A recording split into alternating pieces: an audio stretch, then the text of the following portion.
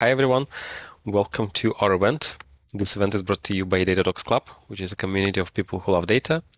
We have weekly events, and this is one of such events. If you want to find out more about the events we have, there is a link in the description. Go there, click on this, and you'll see all the events we have in our pipeline. Important, don't forget to subscribe to our YouTube channel. So this way you will not miss events like today.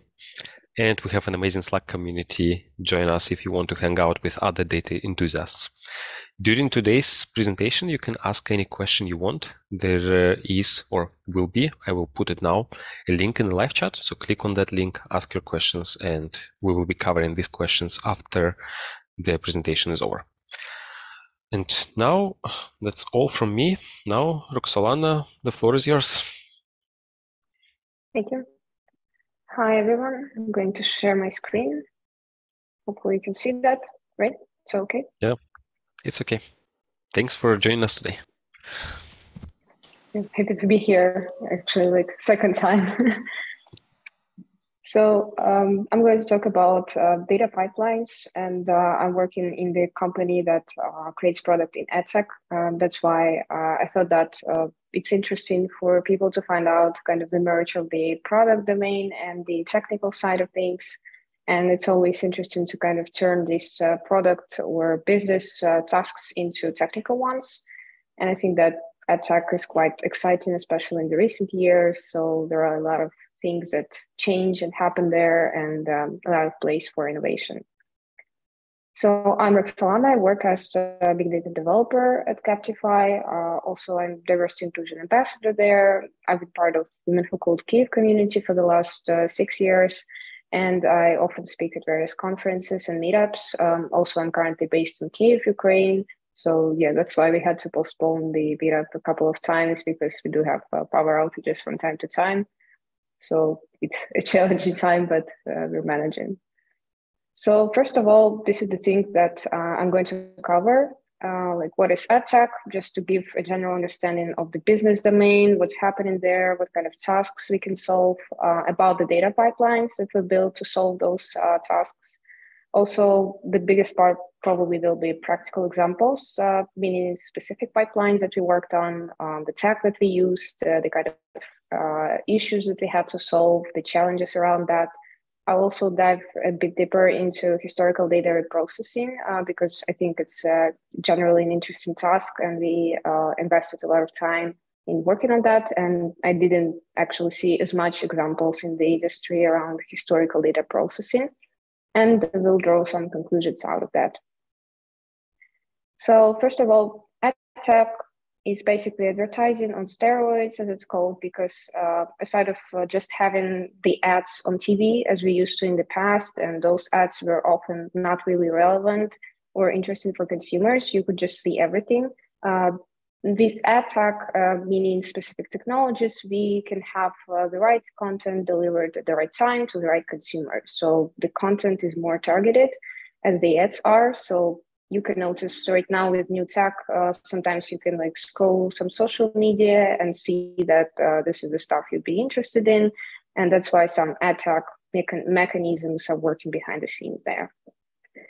So what Captify does in this kind of broad category of advertising is that we have so-called user searches, which is the search data that users input when they try to find something. So for example, if anyone would Google some toys for pets, it's a user search, which means that there is some kind of user intent behind it. They desire to buy something or find something. And in this case, it would be finding toys for your pets. So we have like billions of consumers and the data about their user searches. We just collect this data, categorize and build so-called user segments or audiences, which means that we classify users into different categories. So with the example of searching for like food for pets or toys for pets, these users can be in the category of pet owners, for example. So in case some brands want to like advertise their toys or food or anything else for pets, they would be interested in advertising it for this specific audience. In this case, obviously it increases revenue for these brands because there is like more chance that those users that see the ad buy something. And at the time, the users actually get what they need to find. So it's much better when you have some kind of ad and you see that this is the stuff I wanted to buy instead of just like searching and browsing the internet and not being able to find anything. So as a product, we have Sense. It's a platform that allows to manage advertising campaigns, to plan them, to kind of tune those campaigns. And interesting features there is that there are some trends of the market called insights. So during specific periods, users can be interested in different things. So for example, right now in December, around holidays period, users would be mostly interested around buying presents for their family, for their friends, maybe some traveling activity. So these trends allow brands to understand what they can advertise, which would be more relevant for the users in this period of time. So talking about data pipelines, those that I mentioned is a product that has like front end and back end. So whereas big data is in this case. So here I mentioned a set of kind of applications or tasks that we can solve via big data. First of all, it's reporting. I would say that it's very generic task for any kind of domain because you always have some kind of reporting via like monthly basis, quarterly or yearly basis. So this reporting means some kind of financing, like revenue counting. In advertising cases is figuring out how much we should pay our clients or data providers. So usually there is some kind of heavy lifting of the data because you do need to calculate this information for some long period of time sometimes. And there are different kind of tech stacks that you can use to solve this problem. Another pipeline which is more like unique for Captify is Insights. So it's more kind of a merge of data engineering and data science when we are trying to figure out what's happening in the market, what users are searching for, analyzing those user searches, figuring out that this is right now like the most topical thing. Like I mentioned, the holiday season, it would be like buying presents, and then delivering those insights for the users of the Sense product. Another data pipeline is around data cost attribution. It's actually a specific case of reporting. I will dive into it a bit later because it's interesting from the technical standpoint. And it's also data cost calculation could be typical for other domains as well. One more pipeline is around user audiences or segments building. It's also kind of unique for my company because, as I mentioned, we classify the users. So there is also like a merge of machine learning tech and data engineering to leverage this data, to store all the data because we do need to kind of reach to it in cases of like building more algorithms on top of that. And at the same time, we need to provide this classification in the most like correct and precise way. And just in general, all kinds of data processing and storage that we have is all around big data. And those pipelines can be very specific or very generic, depends on the task. So first of all, I'm going to talk a little bit about reporting and how we build the pipelines for reporting. Usually reporting looks like this in a very kind of abstract manner. We have some kind of data provider or data source, someone that gives us data in various formats like files on the AWS bucket or any storage system. Then we have a transformer step, some kind of job or application that reads this data, adds some additional transformations. And then we have a loader, an application that would load this data to some storage system or a database.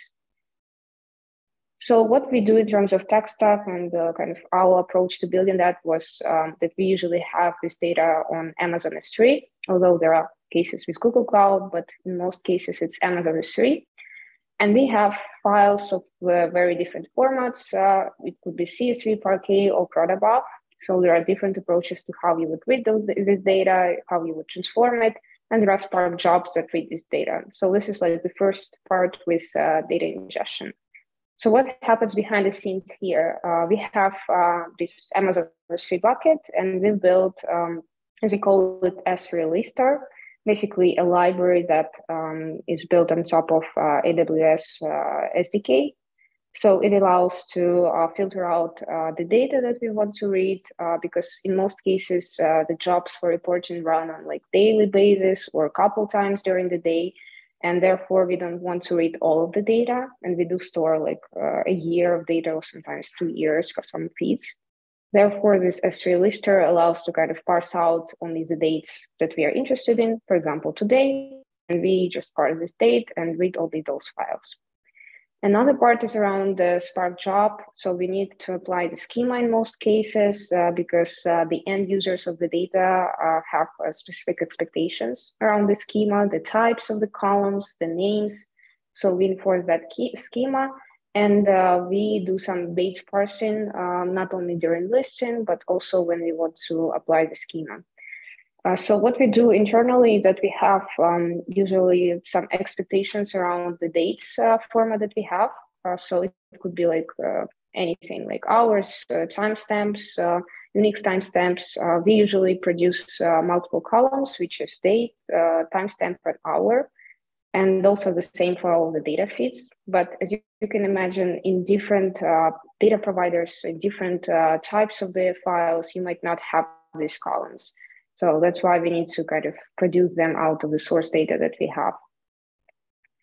Another step is around data loading. So here we also have a Spark job.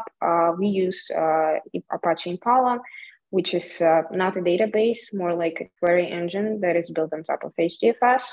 And we kind of store the data on that HDFS and partially S3 and make this data available via Impala for our end users.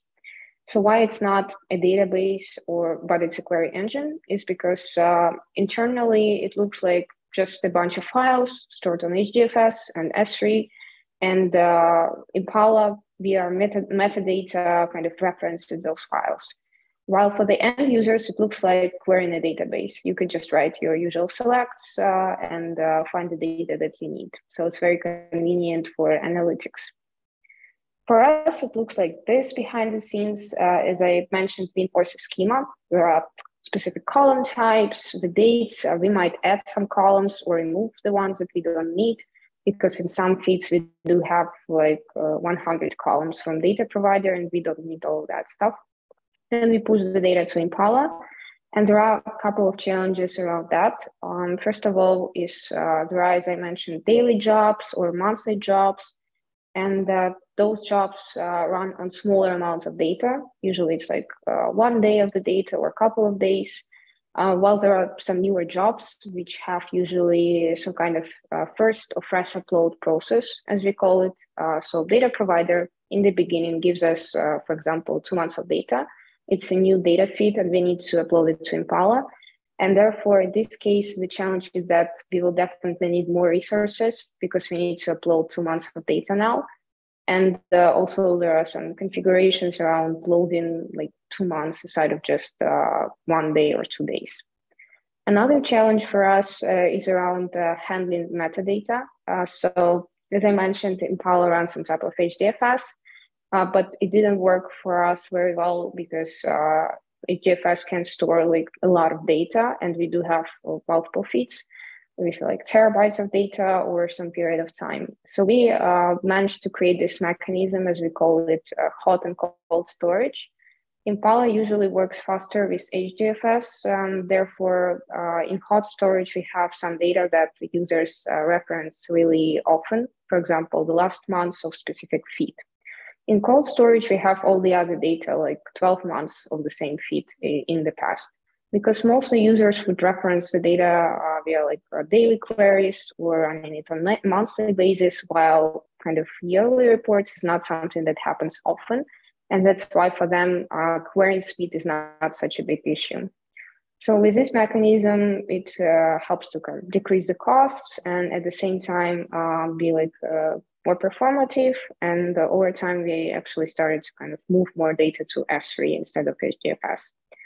The issue that happens there is that Impala doesn't perceive S3 as native storage. And that's why all of the tables that reference data on S3 are external tables. And for Impala, what happens internally that it can sometimes kind of lose the data because of some metadata calculations, or if there are some issues with metadata storage. And that's why those issues happen from time to time for external tables.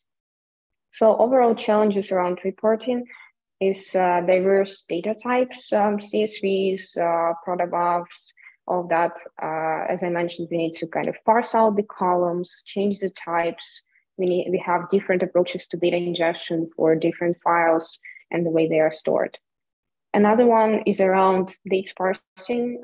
So in some cases, we can have like a timestamp column, and it's easier to create those columns that we need from that column, from the timestamp, I mean, but sometimes we might have the date only in the pass of the file. So you'll need to like parse the pass, figure out what the date is, build all the columns you need, and then drop them in the feed. Another challenge is around Impala and storing the data on S3, meaning externally, and recalculating metadata. For some tables, it can be very complex and costly tasks in terms of resources and time.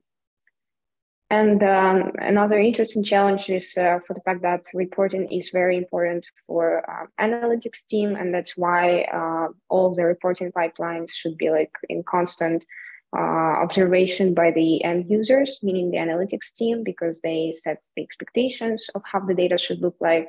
And in case something fails, like the data is not available or there are some errors in the feeds, they would reach out for the team.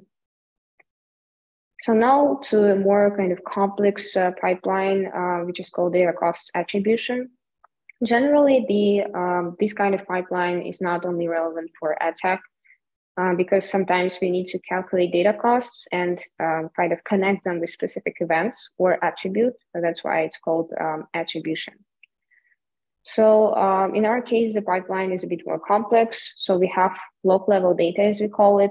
Block level because the events happen on the like milliseconds level. So those events are advertising events in this case, or user events.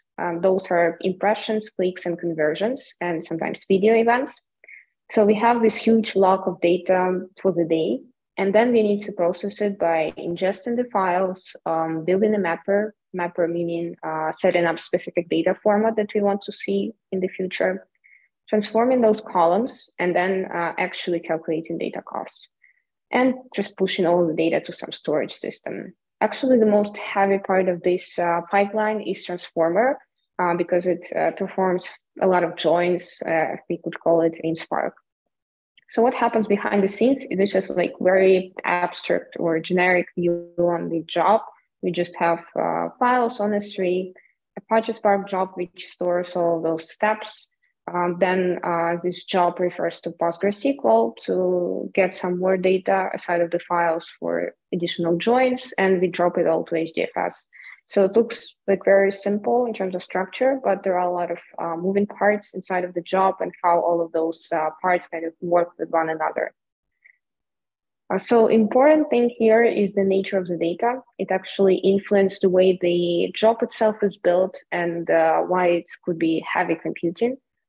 So first of all, there are two types of data that used in the job, and they are stored on S3 bucket. Is standard feed or log level data, as I showed before. So this data is user events, clicks, conversions, impressions. And as you can imagine, there is like really a lot of data over some period of time, whether it's a day or a week, because the data is kind of very precise with the timestamp level. And we have internal feed that we call segment feed or audience feed. As you remember, in the previous slides, I've shown that we built our audiences or segments ourselves. So it's our internal feed that is generated by the classification of the users. So what happens in terms of attribution is that it's a purely kind of advertising process. So usually we have, when we post some ads on the websites, which are called publishers, in this case, we want to figure out that actually the right users saw the ad that we wanted them to see, so that we would be able to pay publishers for those view-ins, as we call them. Therefore, in this case, this merge happens. We have some segment or audience that is targeted since the beginning. So pet owners, as I mentioned, targeted since the beginning. And we need to figure out that actually the users that we get in this log level data for today, for example, are the same users that are in the segment. So basically the join happens here. But two feeds are very big, like the log level data is huge for the day, and segment feed usually is taken for like 30 days or even bigger, like meaning depending on how long the campaign runs. And therefore, this join is kind of very heavy. Also, it influences how the structure of the job looks like. We have the events which are kind of on the basic level. Those are called impressions. And most of the events are of this nature, because usually users just see the ads and kind of don't do anything around that. They don't click or don't view the video. So most of the events that we have are impressions. So we built the job in such a way that we can generate clicks and conversions transformations from impressions, because clicks and conversions don't happen before the impressions. They usually happen after. And it's logical, because if you see the ad, you kind of view that, so it's an impression, then you can click on it and then you can make some conversion. So those events depend on one another, like there is a specific sequence, and that's why the job was built in the same manner when we have like this impressions part of the job and clicks and conversions part of the job, which is less heavy. So what happens on each of the steps? As I mentioned, all of the parts are Spark jobs, mapping references PostgreSQL, and then the job data to HDFS. It's a bit more interesting what happens behind the scenes. Yet again, we use sfilter to filter out the files, which is very necessary in this case because there is a lot of data and we want to work only with the last 1 or 3 days. What happens in the mapping is that we have some expectations around schema that we want to see, so-called unified schema. So in the data feed with log level data, we have around 100 to 150 columns. And that's not the kind of data that users want to see. They don't want to see like the raw feed, as we call it. They want to see only specific columns renamed to specific terms that we use inside of the company. And that's why we need to enforce that schema. Why PostgreSQL is used here is because we enrich the data that we read from the log level files via our internal data. So for example, in log level data, we usually have more precise information like campaign ID that is running, user ID. And if you want to get something more, like we can store information about the duration of the campaign name, some information about the users in the database, we kind of add it up in this part of the pipeline. So we do an enrichment here. What happens next is transformation, and transformation is actually the same join that I showed a couple of slides before. So these feeds, the log level data and segment feed are joined there, and some additional transformations are applied there as well, depending on what users ask for. And the last step is actually like the smallest in terms of processing power is calculation of the data costs. Just a couple of columns are calculated based on like different currencies and exchange rates. And those are performed based on the formulas that were provided by the end users. The result is stored on HDFS partially and now also on Amazon S3. So the files format in the end is Parquet, and there is like schema that we enforced, and there is also a separate reporting pipeline, which looks just the same as the other ones that I've shown before. We just upload it to Impala, and users are happy with the data that they receive. So challenges around this kind of pipeline is, first of all, processing and storing large data volumes, because, So storing large volumes of the data, because as I mentioned, we have log level data. In terms of the examples of how much data we actually have, so it can be like up to 2 terabytes per week or even per few days. And we have 3 separate pipelines running for 3 separate data providers. So each of those kind of produces around a couple of terabytes per week. Then we have the issue with failures handling, because this is a very heavy Spark job, which has a lot of moving parts. And in case something happens in one of the mappings. Could be a bit more complicated to figure out which mapping exactly doesn't work and where the failure kind of started to propagate. Another interesting challenge is historical data reprocessing, and this is like the whole separate topic that I'm going to talk about right now. So talking about data reprocessing in general, it's actually an interesting question. Why would you actually need to reprocess the data if you have a pipeline running? And there are a couple of business cases when you actually need that. So for example, you can have some anomaly in the data which happened in the past, like a couple of weeks ago. And with pipelines like this one, which are necessary for monthly or yearly reporting, the end users want to run those reports with precise numbers over this period of time. And then you have anomaly, and you need to fix that anomaly not only from today, but also apply this fix to the previous dates. So the actual case that we had, for example, we used to run advertising campaigns by including the segments that we want to use in that campaign. So like I mentioned, pet owners, maybe like people of certain generation, like Gen Z, and so on. But actually, the traders that used various tools also excluded some segments. So they knew that, for example, we want to target these users, but this is a bunch of users we don't want to target at all. And our pipeline didn't account for that. We only included some segments, but didn't exclude any. So what we needed to do is to apply this change, which is like a usual pipeline transformation, trying to figure out where we should do that. But the hardest thing there was that the users wanted to see this change like from the first of some months and not from, for example, for teams when we finished working on that feature, because they wanted to have clear reporting over some period of months. So what we needed to do is kind of a bit go back in time, reprocess the data and provide the clean version from the first day of the month. So we have this attribution pipeline that we need to reprocess. The end result is Sparky files that are stored on HDFS, and we have this Spark job that we looked into. What we had is a specific setup of configs. It's a code in Scala because most of the pipelines are in Scala. And we work with some feed period, as we call it. So for example, 30 days. And feed period means that you go kind of from this day back in time to 30 days. So we want to process the last 30 days. But we also set up another config like internally that we could use and turn in and turn off when necessary, which is called start date time, just to limit our period very precisely that this is the date we want to start from. And this is the date we want to kind of start over. So in the case we would process the data a bit later in the months, we would still start from the first day of the month instead of kind of actually physically waiting for that specific day. So usually we filter out the files over the period of time, and we receive only the files that we are interested in. So the actual mechanism for processing is not that complicated. You basically need to kind of erase your previous data and replace it with a new one.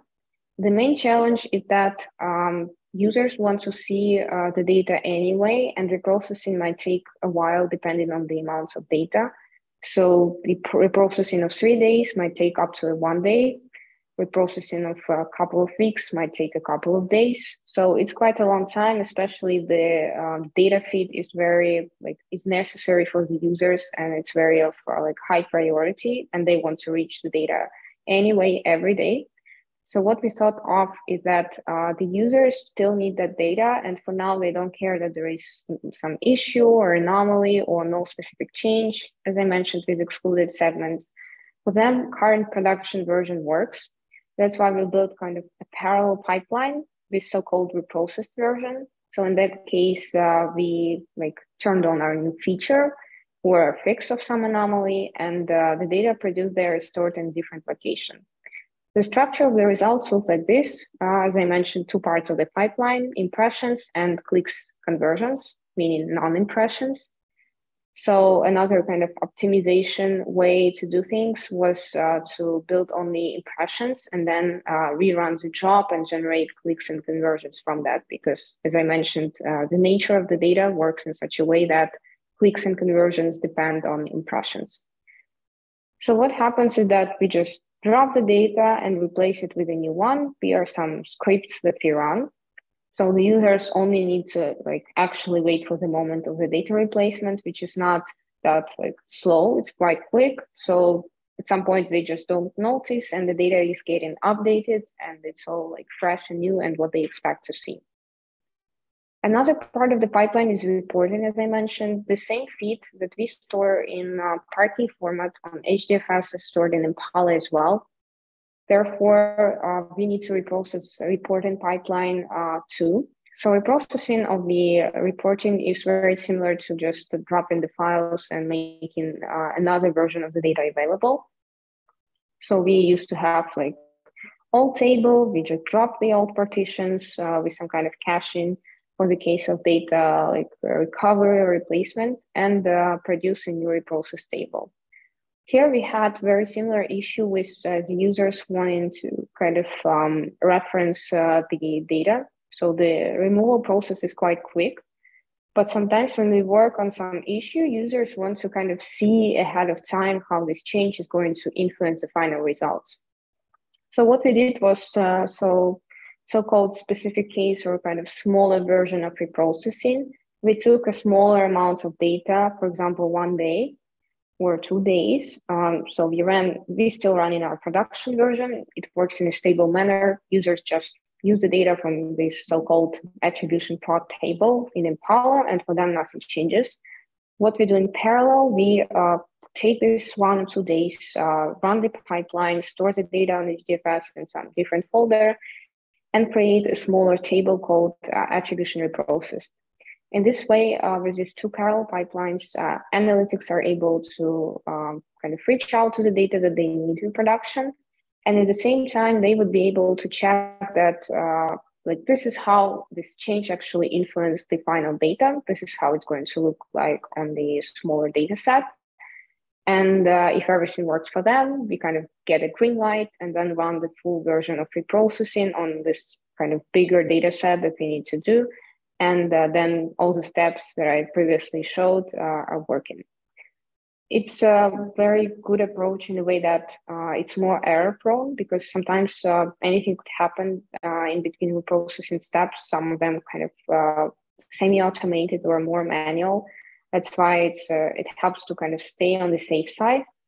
And there were actually cases when we did this smaller version of reprocessing and the result was not the same as the users expected, and they asked for a bit more changes, or there were some null values in the fields that were not supposed to be there because of some changes in the database. And if you would just go with this version for reprocessing, it would not be good. We'd have to rework that again and again, which would take more time and resources. So what we are trying to also change is to move towards some data tech, which would help us to do reprocessing and attribution in a more efficient manner. And one of those possibilities is Apache Delta Lake. So in Delta Lake, the main idea that we have different layers of the data, and this is something we are trying to introduce, having more raw data, ingestion tables, having refined ones with transformations applied, and having aggregated storage. So what we have right now is more in the middle of that change.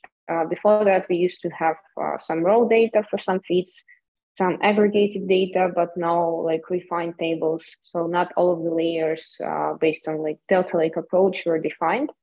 And users sometimes do need to look into different layers of the data.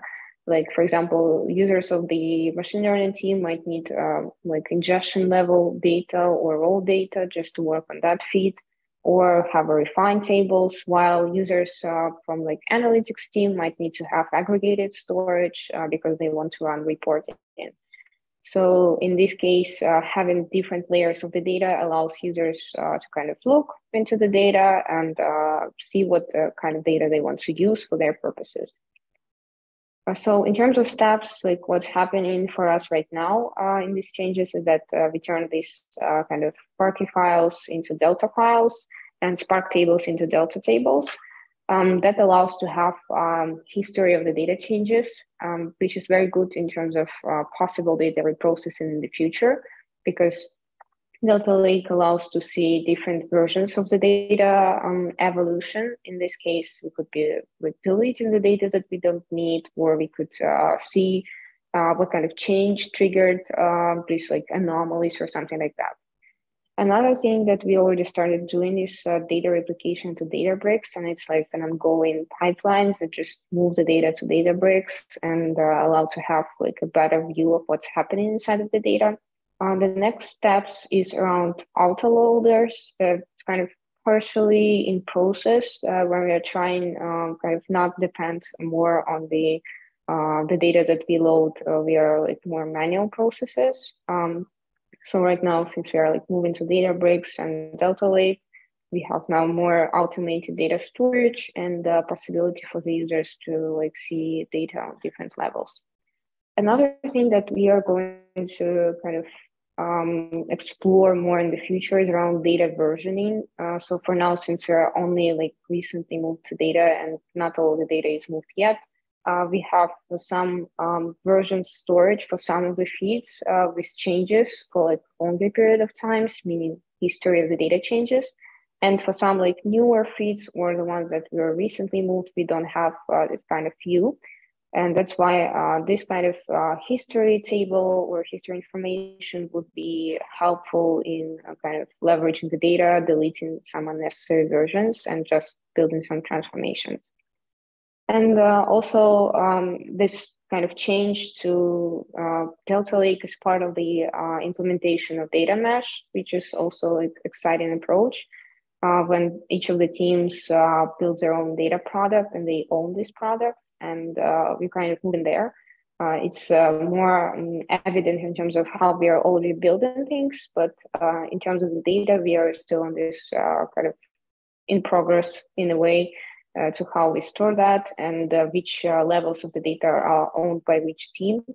Like, for example, my current team mostly works with raw or semi-transformated data, while other teams might work more with transformed and aggregated data.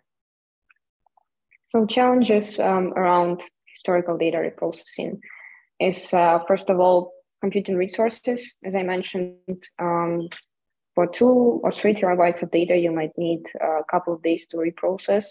For bigger periods of time, like even a month or a couple of months, even more time.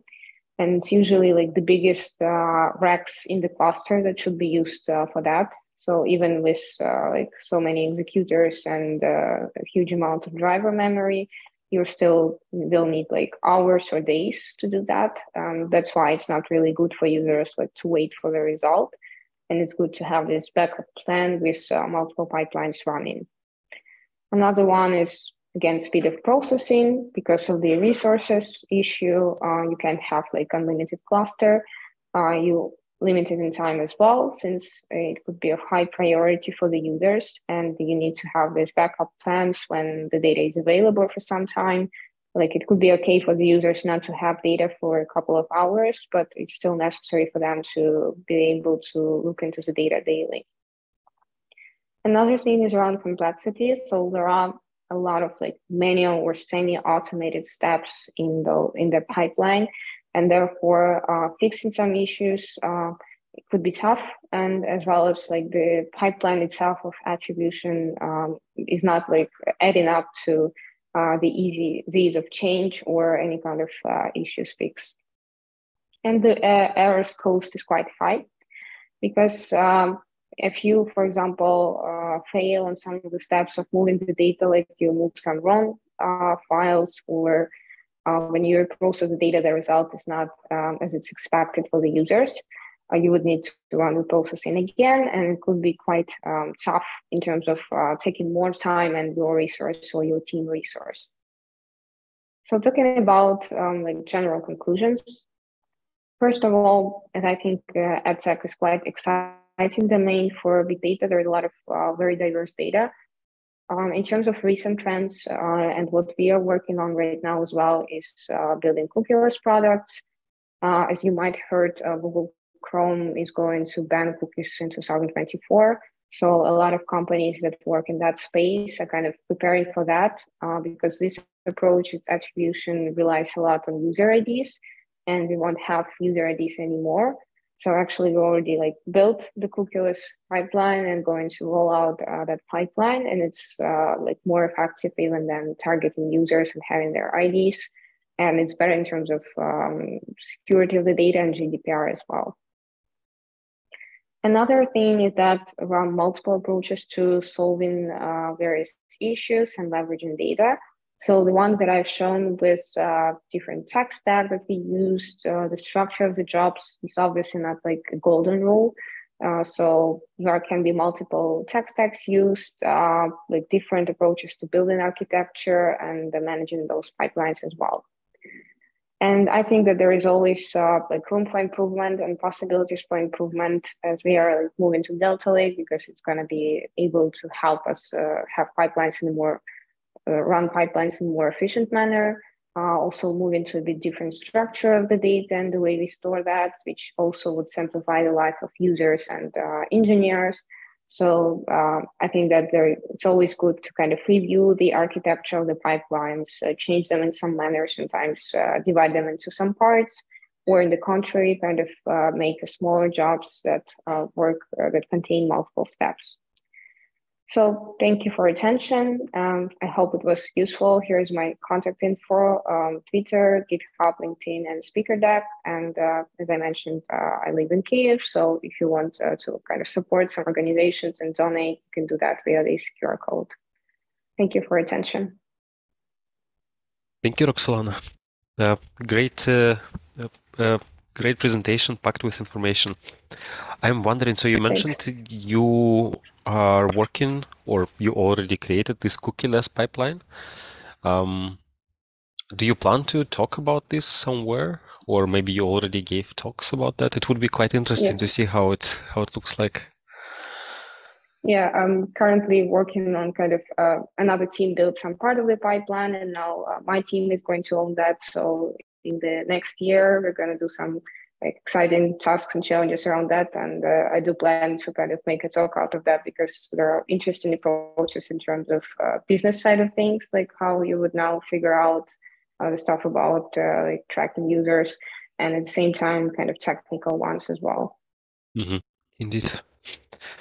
And I used to work in AdTech, in an AdTech company too, like some time ago. And I remember that we needed to process like terabytes and terabytes of data every day. And these data pipelines that we had, like they had to be pretty fast, right? They had to crunch all this data. And I'm wondering, in your case, like, how does the volume look like? How much data do you process daily?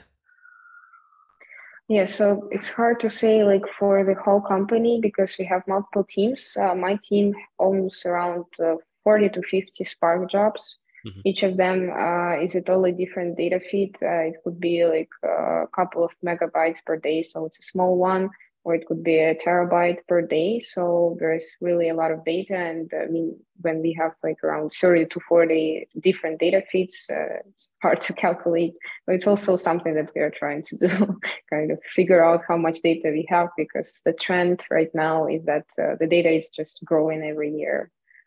Mm-hmm. Indeed. And you mentioned that you're moving to Delta Lake. Does it mean that you also use Databricks for your Spark jobs, or you for your cluster you use something else like I don't know, AWS EMR or something like that? Yeah, we use AWS EMR for Spark jobs. Databricks is going to be used only for data mesh implementation, so the layering of the data, kind of auto loaders of the data, so that users would be able to look into different layers. Okay. I would like to share my screen. There are questions in Slido, so yeah, sure. Okay, now, yeah. So we have quite a few questions. So I'll start with the first one. How recent is the data that is being delivered at the end of the pipeline in the data lake? Can marketing team use it in real time or with a day's lag? Yeah, so we have different data feeds. Most of the ones that I've been talking about are around batch data processing, but we do have streaming data feeds as well that are delivered in real time. So batch pipelines that I mentioned, there is some kind of lag, usually a couple of hours for most of the feeds. So yeah, for example, for some feed, the data arrives at 9 a.m. and if the job runs for an hour, like the users would see that in like 10 a.m. So they lack only in terms of processing.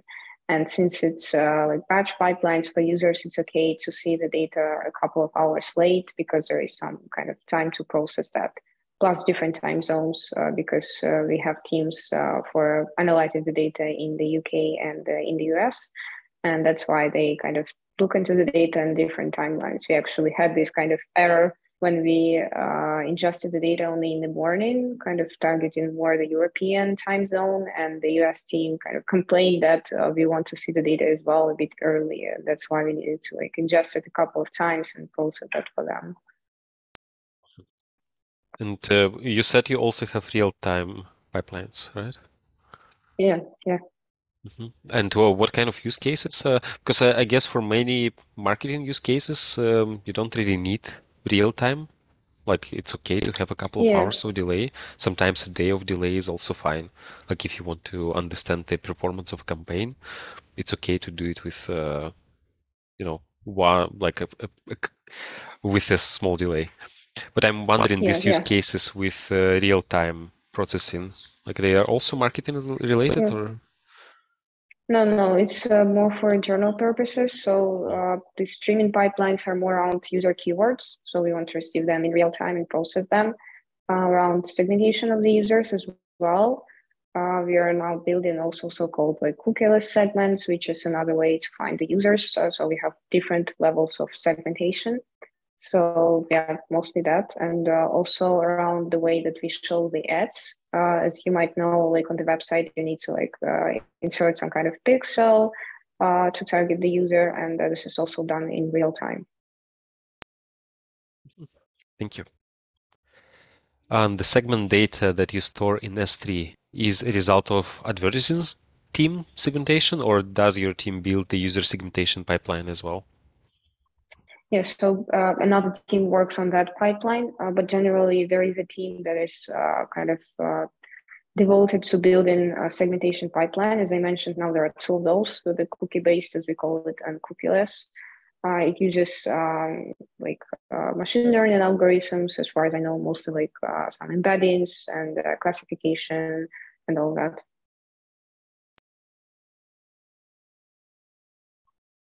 Okay. Do you use graph databases? We store most of the data in PostgreSQL. Front-end team kind of also uses Elasticsearch, as far as I know. For insights, it's also very good because you can build graphs like on geo data and all of that and see what kind of insights in terms of market trends happen in each of the regions. But mostly we do have like a classical database, but it's more used for enrichment, getting some data for APIs. Usually we work more like with files. So I guess the answer to this question, are classical databases good for storing each click events? The answer is yes, right? Do you? We store, sorry. No, please answer. Click events as files, like in Parquet format. The data is more like for additional info, as I mentioned. Like you have campaign and you want to find out the name, the periods when the campaign was running. So it's kind of more like that enrichment level. So this is what you said, like you have S3, you have HDFS. This is where you can keep them, right? Yeah. In a classical database, each click event of user will be a new row. How to deal with this kind of data flow?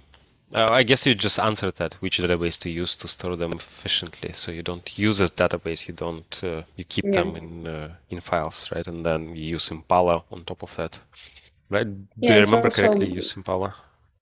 Yeah, you're right. It's also faster to reference files with local level data or like row basis, as it's mentioned in the question, than actually using a database. Do you hear this? No? My son is trying to get some attention. Okay. Is Kafka used, like, do you use Kafka? I guess maybe for your real-time processing, you use Yes, Kafka. a lot of Kafka pipelines, a bit of Spark streaming, but mostly Kafka, also Flink for newer pipelines. Yeah, I think it's quite common now to use Flink together with Kafka for real-time processing. Okay, maybe last one.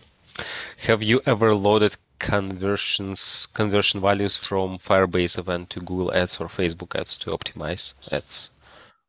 No, we do work with kind of Google searches, as I mentioned. So we partner up with Google as well to get the data and other data providers, but we don't kind of optimize ads in Google Ads or Facebook.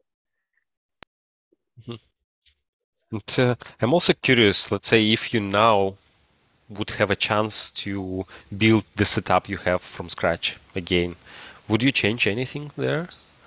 Could you maybe choose some other technologies? I don't know. Instead of Impala, maybe you would use something else. Yeah, exactly. Like for us, Impala is a big bottleneck because Impala is actually good for so-called ad hoc queries when you need to query small amounts of data. And it's not our case. We have really a lot of data. And therefore, that's the main reason we are moving to Databricks because it's no longer working for us in terms of efficiency of queries. Users run the queries sometimes on yearly basis and they kind of break the cluster or something like that. So it's not very convenient. Plus, like reprocessing is not very convenient as it will be with Databricks. So, like generally, that's probably the change. And also, right now, the new attribution cookieless pipeline that we are building is going to be totally different in terms of structure. Not the same like transformations and loaders and all that in one Spark job. So it's also, in my opinion, like the structure of this job is a bit like too many steps in a way. I guess my son really needs my attention now. So I would like to thank you for joining us today, for doing the presentation and answering all our questions. I can also mention. Yeah, please do. Yeah, I can also mention that AdTech space is, as I said, very interesting because a new trend as well is CTV. So kind of running ads in smart TV. This is also something that we'll be working on. So maybe in the future, I'll also do the talk on like video processing. It's a very interesting part for data engineering and building ML pipelines as well. Yes. Unfortunately, I will have to listen to this in recording to what you just said because it's I will have to stop now. So, thanks a lot.